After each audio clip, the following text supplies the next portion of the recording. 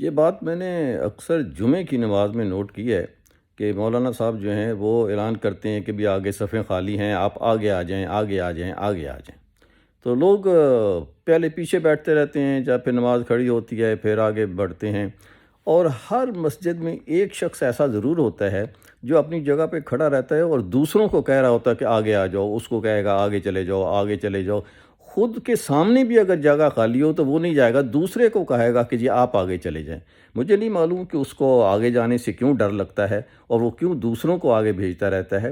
کوشش کریں کہ آپ خود سے ہی ایک قدم آگے چلے جائیں اور دوسرے بھی جو ہے آپ کے ساتھ اس کی تقلید کریں گے، اور یہ ایک اچھی روایت ہے کہ پیچھے آنے والوں کو جو ہے وہ جگہ بھی ملتی جائے گی۔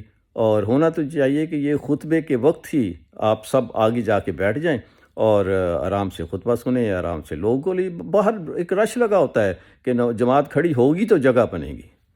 تو ثابت کریں کہ بھائی ہم ایک قوم ہیں، ہجوم نہیں۔